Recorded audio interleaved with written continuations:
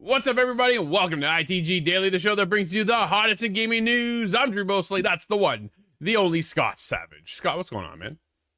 Oh, I cannot wait to talk about the game I'm playing. I will not talk about it now, other than it's making me feel something, and that's important.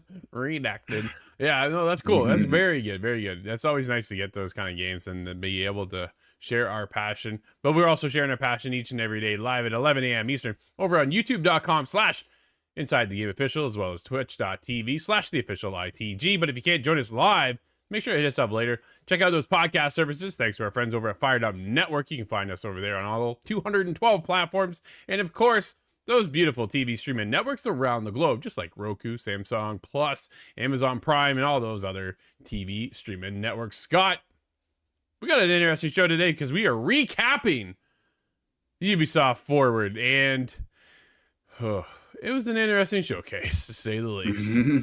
But nah, you got that right. Yeah, before we get there, should we rhyme through Capcom stuff just quickly?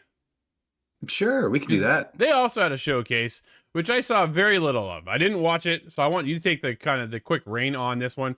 But overall, dude, when they came out, I watched Dragon's Dogma 2 because I wanted to see more. I'm like, hey, gameplay reveal. I'm like, all right, cool, let's check this out. And they opened up with, but first, let's take a look at our trailer we just revealed a few days ago. I was like, that set the tone for me for that entire showcase. And I was like, I'm glad I didn't watch this. I saw other people going, Capcom didn't need a showcase. I saw others going, Capcom showcase was bad.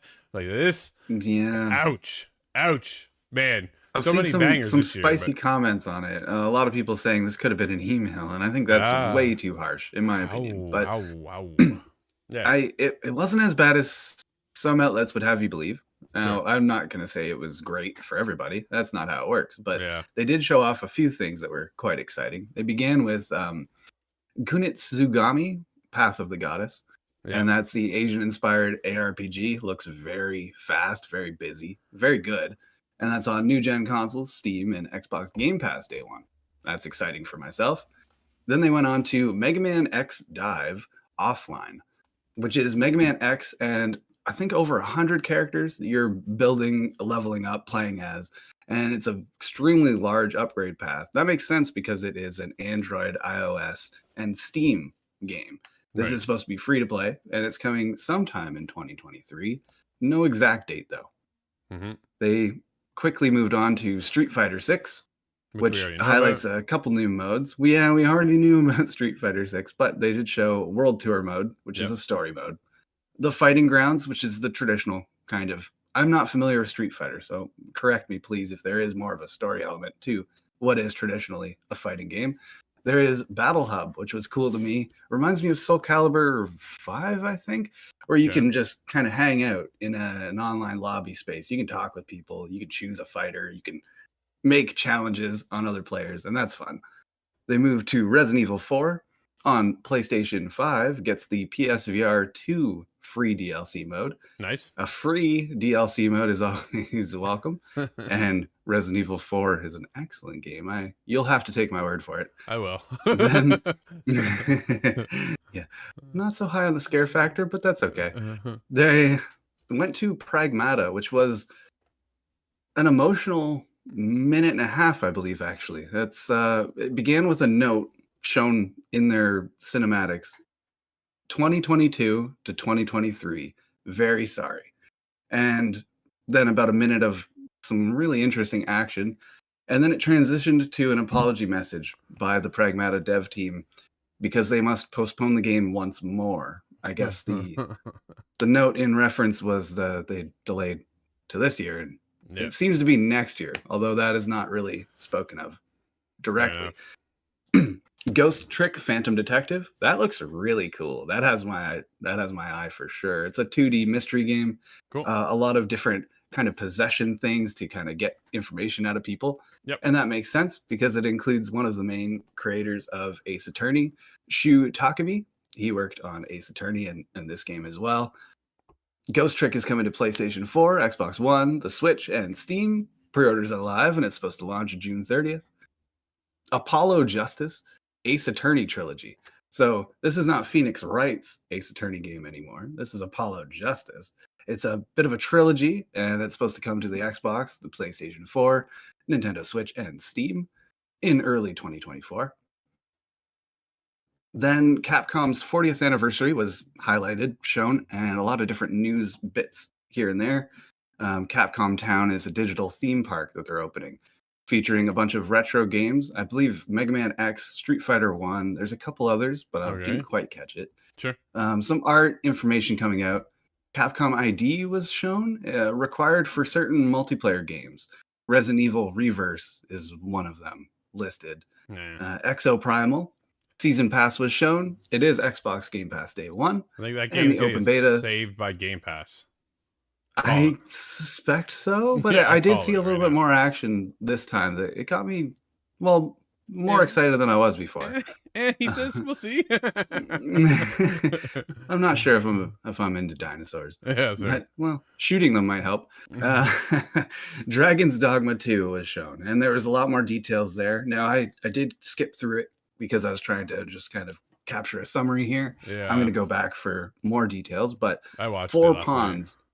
Yeah. Instead of just your one pawn friend, you have a party you're rolling with now, which is really cool to me. The pawn system is what stood out in my mind, and I want to see that worked on. Well, it's using the RE engine, and yeah. I keep seeing it, but I'm not exactly sure what that means.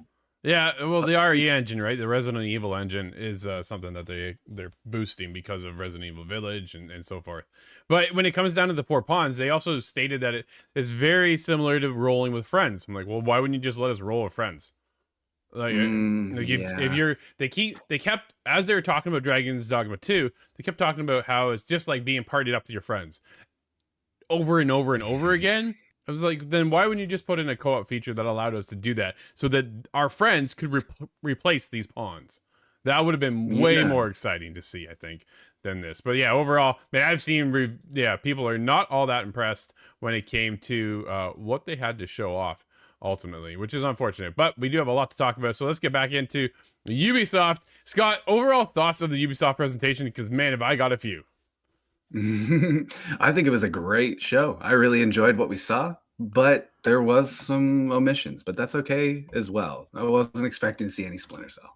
No, for sure. Dude, I thought the show was awkward. It was a E3 presentation from way back in the day.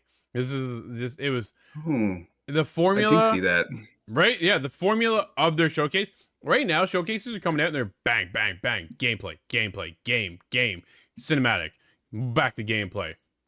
We just come off the Xbox showcase. We had Sarah Bond and we had Phil Spencer. That was it, right? Like, that was it for talking. The rest, all games. Dude, to the point where then we went into Starfield and Todd Howard gave us a deep dive breakdown and the team over there, Bethesda, about Starfield. You get into Ubisoft and it's like, here we go. We get this awkward opening with Just Dance that then sends us into a very cool game, right? It brought in the games, but the way they're presented and loaded in was just so weird and outdated. And to the point where the showcase for me is a bad showcase presented with good games. That's how I'm kind of referencing this, because it was just awkward. Man, when you get into the presenter, the dev every dev came out, and I was just like, why are we doing this again? Nobody wants. What does Prime Matter mean to you? Came to the back of my mind, right? Like it was if you ever saw that showcase. So I'm referencing that in the back of my head. That's not a good reference. No, it's not, unfortunately, right? But when it came to this, I said, man, what is going on? But they did show us Avatar. Man, I cannot wait. Like, I'm an Avatar fan. Either I like Avatar or you don't. And when I saw the world opening up and what they're giving us the tool set to play with, I cannot wait. And we don't have to wait that long. December 7th isn't that far away, far enough. I'm thankful it's not in September, like everything else apparently comes around right now. So it's good to see that it's kind of break away. But it was fantastic to see finally a deeper dive into the world of Avatar Frontiers of Pandora, which looks incredible. And they ended it off with co-op, online co-op. Yeah. Very, very cool. That's the part where I nearly cheered, I think. Yeah. So if you haven't checked out very excited for that. The full reveal, go take a look at that. And it sets it up. I thought it was very cool. We got into first person, however. Yes, that's what I was like. Oh man, this is from Massive, right? The team that brought us the Division, and I'm going, yo, third person, nope, that's third person. But I can get behind it. It looked cool. I can do this. I can do this from first person. But I hope it gives you the hoping for. I just want the sense of scale because these Navi are like, what are they? 15 feet, 12 feet at least. Yeah, they're tall, right? They're very, very tall. They tower over the humans.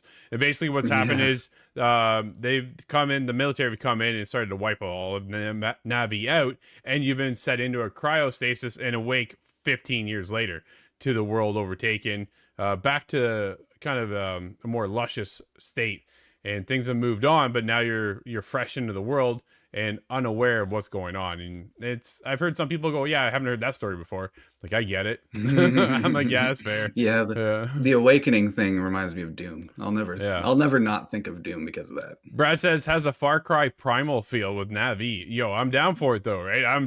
Far Cry Primal was fantastic. Where is Primal 2? Nah, I don't think we'll ever get it. I wondered seriously. I wondered if we were going to see anything on the Far Cry multiplayer. We didn't see anything on that. They are working on it. We'll see what happens.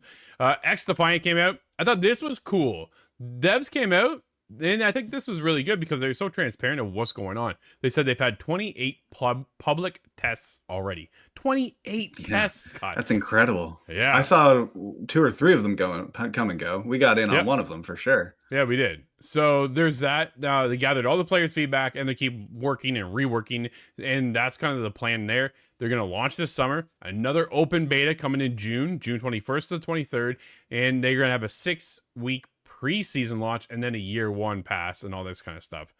Already, they're there and go, okay, this is what we're building towards. Here's what you're getting in year 1. We are here for the long haul. It's kind of how I felt them presenting X Defiant. Game's not for me.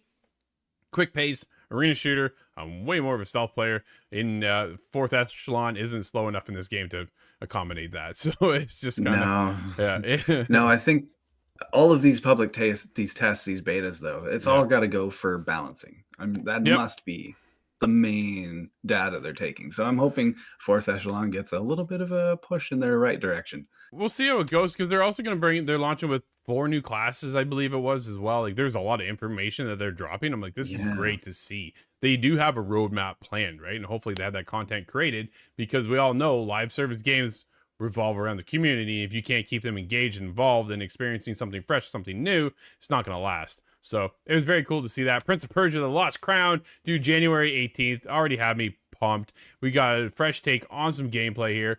It looks great. Just give me January 18th. Or just give me the game now. Yeah. And we'll be fine. I cannot wait for that one. The return of 2D games. Yeah. Yeah, absolutely, right? It's this 2.5D side scroller with all the action with this Metrovania kind of experience. Dude, like, what else can you ask for? It reminds me a little bit of that Ori and the Blind Forest kind of feel, right? And it's just so classy and whimsical looking. A fresh take on Prince of Persia. The fact that we saw Prince of Persia over at the Xbox showcase, so a little bit more of a deeper dive here. I thought it was pretty sweet. Another awkward moment, though, Scott, was Captain Laserhawk. Oh, dude, not as awkward as my internet connection was, because at this point is when I really started to lose it. Unfortunately, we did lose you off and on throughout the showcase. But yeah, this was just another weird a Blood Dragon remix. This is a anime show coming later this fall. And dude, it was just weird. Like, he's awkward. And again, here's the teleprompter. Just read what it says. It was just, no. This is where the show starts kind of going like this, right? Opened up, awkward. In and out. Oh, man, it was just weird. I was in and out connecting on my phone while my main internet was down. I saw something about Roller Champions crossover with Jet Set characters. Yes. And I'm thinking that would have been excellent about 3 weeks after launch. Unfortunately, I don't think that's enough to save Roller Champions, and I really liked that game, so it's really a shame. Yeah, it's, I don't know. We'll see. We did get a little bit of info, not too much really. They teed up the Division. This is like, okay, cool. Here we go, right? They just launched year 4 for the Division 2. We haven't heard much on Heartlands. We're going to get into our section now of the Division. The Division Resurgence, this is their their mobile game, and that's all we saw. And I was like, oh, all right, I'm going to check it out. But that was it. Like, that was it for the Division. I'm like, this is one of your biggest IPs right now. That's all? Yeah.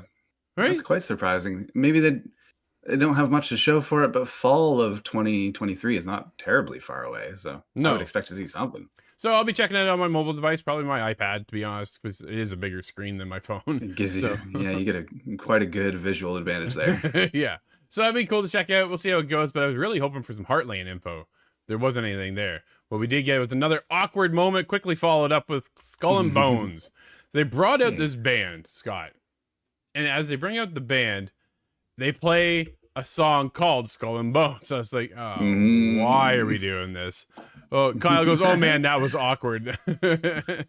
Was it? I was awkwardly sitting there with no internet watching on my phone, but I thought it was pretty okay. I thought the band themselves did well, right? But what they presented was just that closed beta coming August 25th to the 28th. It's like development issues galore. At this point, the game just needs to go out and die and then move on, right? Like, unfortunately, that's how I feel this is going to go. There's lyrics revolving around Davy Jones till I'm Skull and Bones, and it made me think I'm going to be Skull and Bones by the time we see this game launch. So awkward. I'm like, this is where we get into that old presentation of Ubisoft E3 days, right? Where they have a live band come out, and then they do this, and then they do that. I'm like, man, we came off of Summer Game Fest. Bang, bang, bang, bang, bang, bang. Just heavy hitting, right? A couple of little moments in between that slow it down a little bit, but nothing to the point where it comes to a grinding halt. And that's where I feel we came with here. Yeah, I think you really are onto something with this older E3 model being worked on for this one, because it reminds me of that awful Nintendo showcase that must have been E3 more than a decade ago. With all the instruments, and it was yeah, absolutely. When we had the pandemic, right? Ubisoft did the Ubisoft Connect, whatever that was, that showcase, and it was just trailer after gameplay after trailer after gameplay, and that's like that would have been easier to watch than to have this. And it was just, we don't need this. I appreciate the deep dive in with the developer, but we don't need them then to come out on stage and talk, to be then awkward and just weird. It's just there was a bit of prepped to do that. There was a bit of an awkward vibe to it too. I do recognize that, and I think I had pointed that out in a respectful manner because we've been on camera. I know how it feels. It's 100 times worse when you're standing on stage, especially live in front of people. Right? They had an audience watching all this too at the same time. So as they sit there, the Skull and Bones is playing, and you're just kind of okay. What are you going to show us? Closed beta coming. I was like, oh no way. That's what you have. Oh man, why even show it at all? So it was just, that's what I mean. Bad showcase, but with some cool games. Skull and Bones shouldn't have been there. Just shouldn't have been there. Then we go into a sizzle reel. We saw Rayman will be the last DLC coming to Mario Rabbids Sparks of Hope. And then we got a Skate add-on coming to Riders Republic. There you go, Scott. Yeah, that's something I did not see because of the internet connection, and I am super excited. Man, Skate was just not emphasized enough. And then we got back into awkward again with the Crew Motorfest. This is basically, the minute I watch this, I'm like, this is just, hey, you know what? Playground Games is crushing it over there with Forza Horizon. We should make one of those. That's what this is. And I was, oh no, why would you do this? And then the developer's out there and he's talking away like it's just so awkward. And now you can do this. And he sits there in silence as the gameplay plays. And now you can do this. And then another gameplay clip. I was like, oh, why are we doing this? a lot of the time the camera was sort of low and it would include him as well. Instead of cutting to the actual presentation screen and just taking him out of it, Yeah, there was some interesting production choices done there. some But awful. I have to remark your idea that it's like Forza Horizon. I think that's because it's an exotic location, exotic to us Southern Ontario people. But Mm, similarly, it's not Mexico. Was this Hawaii? I believe it was it was Hawaii. Hawaii. And the verticality looks beautiful. The game looks incredible. It But does look good. I see the connection to Horizon. That is a good comparison to make, though. Yeah, it was. We'll see how different it is when we get our hands on it, but man, I don't know about this. And then we get into, I was like, here we go, Assassin's Creed time. I can't wait. I'm pumped. See what you got, because it came out with Assassin's Creed Nexus, and you know what they showed us? Nothing. That's what they showed us. Absolutely nothing. They're like, hey, remember the meta showcase they had? Meta game showcase? Look for more on Assassin's Creed Nexus over the Ubisoft Forward. Okay, cool. Here it is.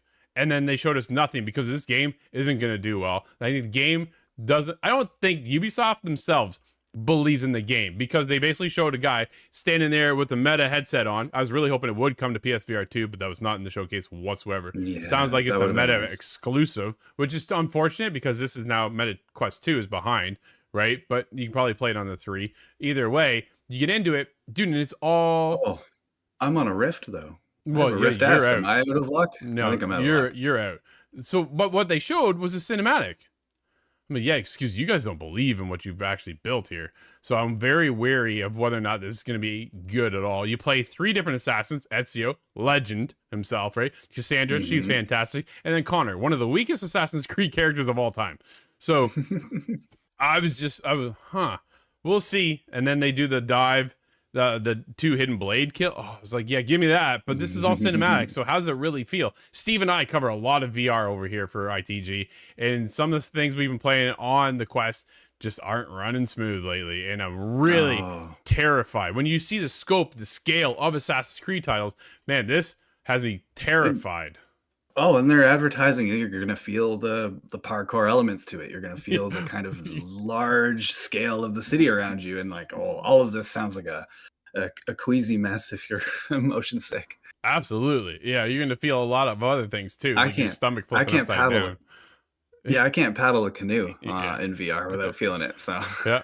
And then coming for free around the world will be codename Jade. This is their Assassin's Creed game set in China, their mobile game, and there's a closed beta coming. So we'll see. That's all we kind of got, but we don't really know when we're getting it. And then we got into a big showcase display of Assassin's Creed Mirage. And some people they don't need to see this. We don't need to see this. I'm like, I want to see this. But Mhm. now that I've seen this, I'm done seeing whatever I need to see on Mirage. I'm sold. They said we're going back to the roots. Scott, this is going back to the Ezio days, the Altair days, man. We are going way back to the original. And this solidifies my hype for Assassin's Creed Mirage. I'm so down for this. I cannot wait. Absolutely. This looks fantastic. Everything is back. The stealth is an emphasis on this. Hey, what's up, Garrett? How are you, buddy? Good to see you. And there's a lot going on, right? So we're going back to the roots, and this is what we wanted for so long. And I think this is why they showed it. A lot of people are like, we didn't need to see this. They needed to make sure that the fans understood how far back we're going, right? We're moving away from Yeah. Valhalla days. We're moving away from Origins and not kind of the newer titles for Assassin's Creed to take us back to the roots, Scott. Oh, even by the time of Unity and Syndicate, I think the controls, the climbing was just so simplified that I Yeah. felt like I was just pawing my way up the wall, like a dog trying to get into the room. But with Mirage, it seems that they've really rolled it back. Everything seems a lot more. I hate to use the buzzword bingo here, but Yeah. the tactile feel as you're climbing around, and everything looked more like it used to. And even when it comes to hiding in crowds, you're just talking. I'm just one of the people talking. Don't look at me. Yeah. No, it's Gives an so cool. indication we're going to see a lot of the old stuff return. Absolutely. October 12th. I can't wait. I'm so glad it's October. It could have been a little bit further away, but they had to make room. So we'll see. But either way, they ended it off, though, with Star Wars Outlaws, which looks fantastic. Yves Gilmore came up and said, yeah, we have one more thing. And then showed off this was coming. And then a developer came out from Massive, showed us I believe his name was Jillian, and we're getting it 2024. Wow, does it look cool, Scott? It does. It does. My only concern was the space stuff, but I'm not really concerned anymore after what they showed. I think it's really going to be cool. Yeah, they had, I believe it was about a 10-minute segment to show. And man, with everything they showed, I know it was only 10 minutes, but this is cool. We're getting an open world Star Wars experience coming off of Jedi Survivor, probably one of my favorite games this year, if not of all time, right? Is keep that Star Wars hype alive for me, will you? Please do this right. We are a thief, we're a scoundrel, and that's our take on the whole game. This is gonna be so cool, and it's open world. I'm a little nervous that we're gonna have icons all over the place. How many planets are we traveling to? But man, cool showcase in the end, but just some bad moments, some horrible moments. I'm left with one question from Star Wars, and if anybody's out there that can answer me, please. Are droids do droids have personhood, for lack of a better sense? Yeah, I see Are what you're they saying. considered people of their own? Do they have free will? Battle droids, are they separate? Well, What's the deal with that? I've never wondered. I've never known. Kay seems to have this droid that goes with her, so I don't know. She has another companion C-3PO. too, as well, right? So yeah, dude, I'm hyped, but we'll have to wait and talk more tomorrow when we can, because our show is over once again. Everybody, thank you so much for hanging out with us. As always, we'll see you tomorrow. I'm Drew. That's Scott. We'll see you inside the game.